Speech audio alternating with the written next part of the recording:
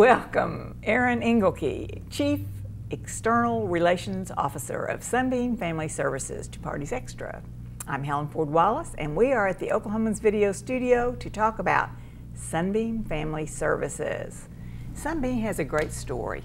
I mean, they really do. You've been around for 108 years. Is that right? Actually, 111 years. 111 years? Yes. And you provide support to individuals and families in the community.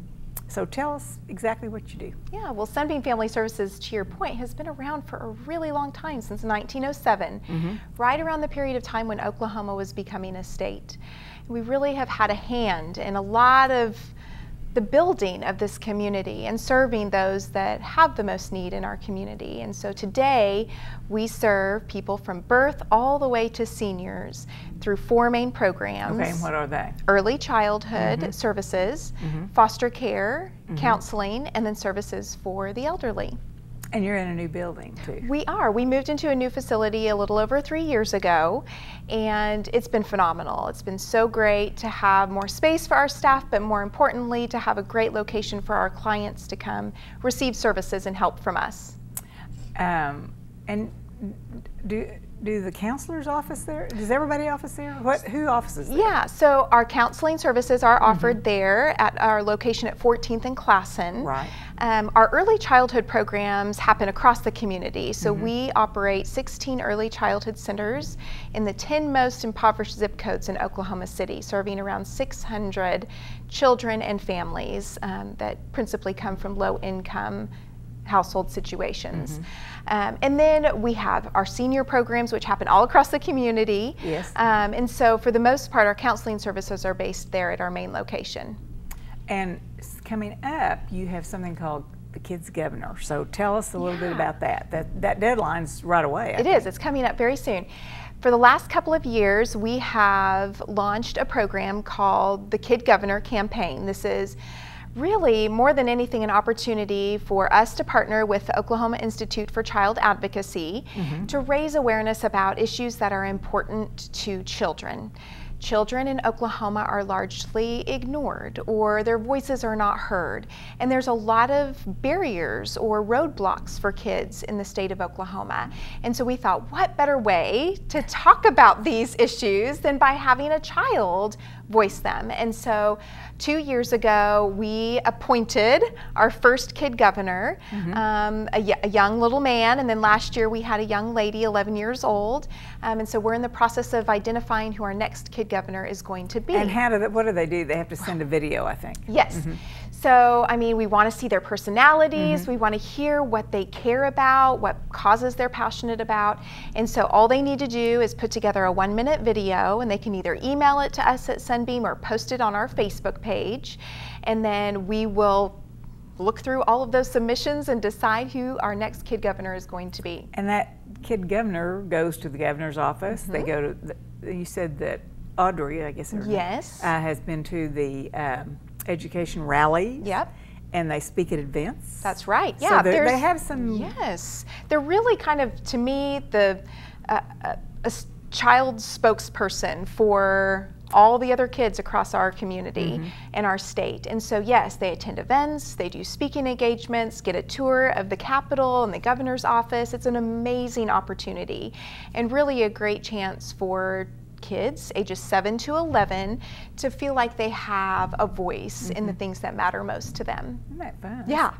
And so in May, you had your Shine event. So let's talk about a little bit about that. Tell us what that is. Each year we host a gala called Shine a Light, where we do just that. We shine a light on issues or you know, aspects of the work that Sunbeam does across the community and how others can be involved in that process. And so it's a wonderful event held at the Embassy Suites near downtown. And we had around 400 guests in attendance this year. It is big, yeah. And then you always have an award. You've given that Aspire Award, which is that a volunteer usually? Yeah, so this is, we also accept nominations for the Aspire Award, and it's just as the name implies. We're looking for people that we aspire to be like, people who are invested in their community, who care about children and families and seniors. My little friend Sandy Trudgeon Oh, won that. yes, the was second that year. The second year. Yes, yes. I absolutely adored Sandy. She was a really special woman, and so we recognized her with the Aspire Award 2 years ago. So where did the proceeds from Shine go to? So they go back to our programs at Sunbeam. So they stay local? They do. They stay right here.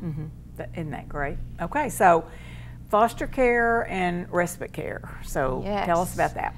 We are one of the longest serving foster care agencies in Oklahoma City. Because of the way that we were founded, we kind of started out doing that. We served as a home for abandoned and neglected boys and girls in 1907.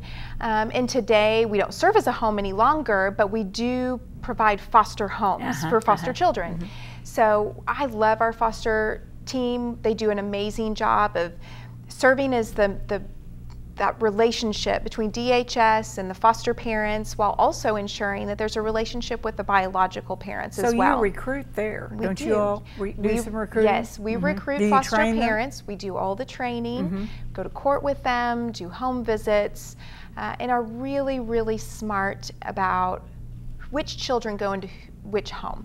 We want it to be a good fit, and we want our stability rate to be very high. We want these kids to stay in the right home for as long as possible until they can go home or be adopted. So how many do you take care of a year, you think? Generally, we have anywhere between 45 and 60 foster children come through our program each year. And we serve foster children from birth all the way to the time that they age out. And I think that's an important thing. We have a number of foster children that are older and they need homes. They need someone to love them as well. And you counsel there too. Yes. And do you have, I don't get the, okay, do you have volunteer counselors or what do you have? So we have paid counselors. They're highly, highly qualified, exceptional counselors. They're on staff, and so our foster families and foster children can receive our counseling services for free. They also get preferential placement in our early childhood centers. So if any foster child comes into our program, they can go to any of our early childhood programs. So that's good too. It is amazing. It's kind big. of like a one-stop shop a little bit, you know. You know, there's a lot of unknowns to becoming a foster parent, and you want to know that you've got resources available to you, and Sunbeam provides that. So along with the history, you have a founder, I think, Lizzie Swisher, and so you have the Lizzie Swisher Society. Right. Live Like Lizzie. Tell us about that. Yeah. Lizzie Swisher is what we call our founding mother. So she is this most remarkable woman who I always say was far beyond her years. She was spirited and she saw a need in this community.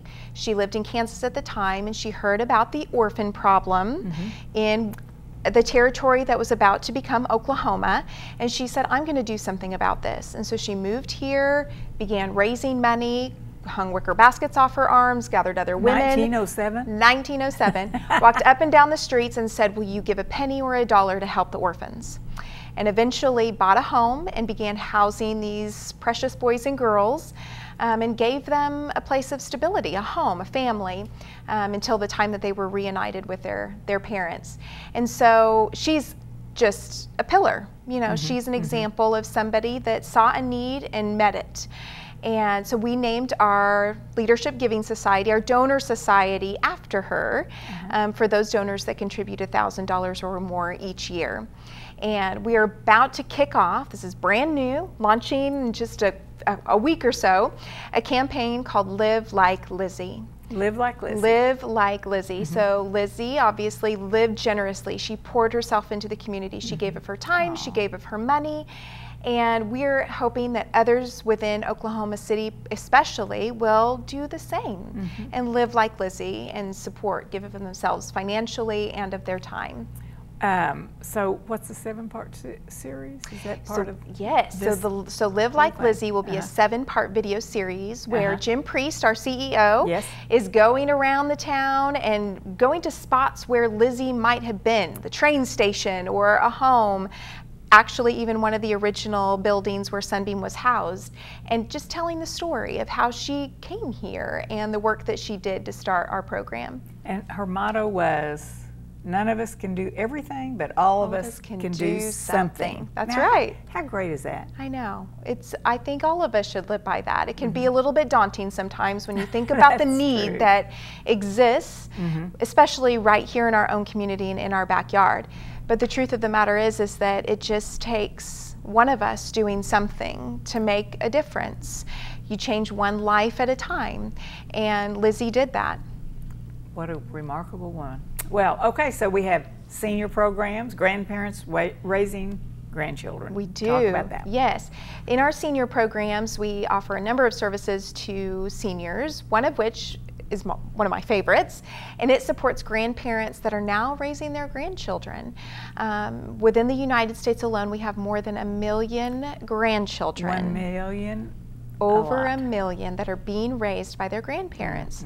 And these are, you know, grandparents that thought that they were going to retire and live the high life, right?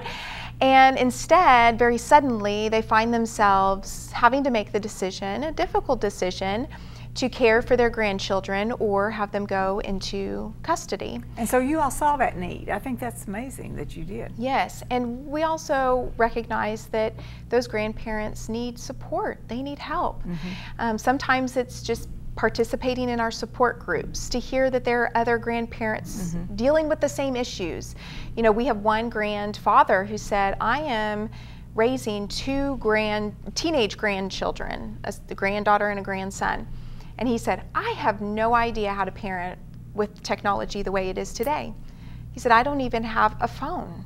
I don't know how to navigate that. And so for him to be able to come to our support groups and receive resources from us to learn what it's like to parent in 2018, you know, it's quite a bit different.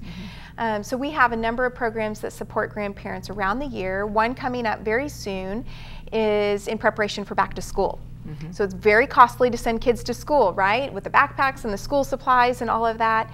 And so we have a program in partnership with Triad and the police department and the sheriff's office where we fill backpacks with school supplies that are age appropriate, and then the grandchildren get to come in and pick out their backpack and start school on the right foot.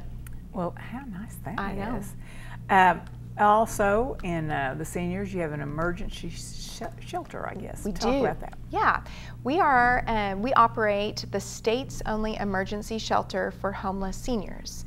So this is a remarkable program. This is for seniors that find themselves without a home for a number of reasons. It could be because of a house fire, or maybe they were victimized in some way, or just had hardship and don't have a place to live. And so they can come to our shelter, stay with us up to 30 days, and receive all their meals and housekeeping, all of that.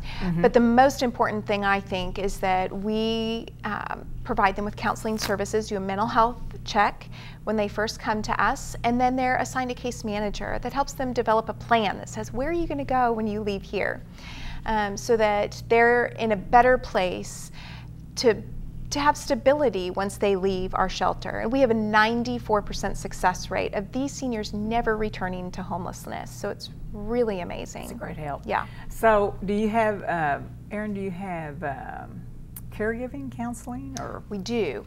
Yeah. And that's important too. It is very important. There are a lot of people who are caring for a loved one that's homebound. It could be, you know, caring for a mom or a dad or a grandmother or an aunt or somebody that's in the home, and they have to care for them round the clock, and that's exhausting. It's emotionally and physically exhausting. And for a lot of these caregivers, they need support too. So we have support groups all around the Oklahoma City metro area, but we also provide respite care. So that gives them an opportunity, the caregiver, to go out and go to the doctor, go to the grocery store, take a nap, and just have some time for themselves. So respite care is daily or weekly or what? It depends on what their needs are. Yep.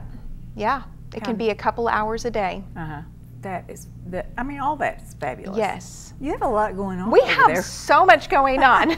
Well, you've been there a while too. So, and you said your favorite, you like the grandparent, but what are your favorites really over there? Oh my goodness. I just I marvel all the time at the breadth and depth of the programs that we offer this community, and the fact that we don't just put a Band-Aid on a problem. We actually are seeking to address root causes. And I think that speaks to me so clearly, because especially when you're investing in a nonprofit, you want to know that your dollars are making a difference. And they truly are making a difference at Sunbeam. Well, do you have a website, newsletter? We do. Facebook page? Yes, all of those things. Yeah, our website is sunbeamfamilyservices.org. We have an e-newsletter, so on our website you can sign up to join our e-newsletter, which is sent out once a month. We have Facebook, Instagram, and Twitter, so follow along. Lots going on there. Great place to find out about our volunteer opportunities, which occur around the year. Do you have a lot of volunteers? We do, and you know, a lot of those volunteer opportunities happen like in the spring and the fall and around the holidays.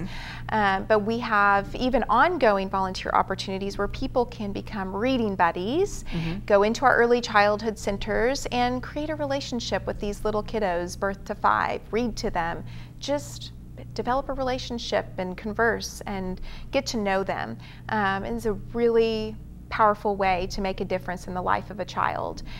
So lots of ways to get connected. Do you still have your Christmas store? We do. So we continue to do a program called A Very Giving Christmas in partnership with Catholic Charities. And what's the time? So that is in December. Yep, usually the middle of December. We'll have lots more coming out about that. Christmas will be here before we know it. And it's a great volunteer opportunity. We need around 300 volunteers for that. Wow. Yes, it serves around 500 families between Catholic Charities and Sunbeam. And we ask the community to stock the shelves. We create St. Nick's Shop, which is filled with toys and household items, everything for, you know, babies all the way on up to parents. And then our families get to come in and shop in St. Nick's Shop, but do so in a really dignified way. They volunteer in the community an hour of time per individual who shops in the store. So they've given something to the community in exchange for what they receive in the store. So it's amazing. That is an amazing. And how many people come? So we serve around 500 families. That's amazing. Okay, well, anything else that we need to know about that's coming up? I think we covered all the high points. We got the Kid Governor. Yes, Kid Governor. Yes, please. Yeah, send in your video submissions by July 13th. And how about any other fundraisers, or the next one's next year? Yep, next one's next May. So you just have one big one? We have one main gala each year, and that's in May. We do a couple of other smaller nonprofits throughout the year. We have a young professionals board called the Beacons, and the Beacons host fundraisers on a quarterly basis. Where they actually are hosting one in a couple of weeks with Zoe's. Down in the Class and Curve, so stop into Zoe's and eat. And what age is that? So our Young Professionals Board is for individuals ages 24 to 32-ish, somewhere along there. And we're always looking for new members of that board. They're a wonderfully dynamic group of young professionals that do an incredible job of getting plugged into the community. Do you have a board too? We do have a board, yes. We have a board of around 24 community volunteers who give so much of their time and resources to us, and we're very thankful for them. And Jim Priest is Jim is our CEO, yes, Jim Priest. Anything else? I think that's it. Okay, well, Erin, thanks for sharing Sunbeam Family Services with us. You have given great projects to talk about, and you continue to serve the community with such enthusiasm. All of your programs are so helpful, every one of them. Keep us posted on fall and holiday events. I will. Thanks, Helen. You.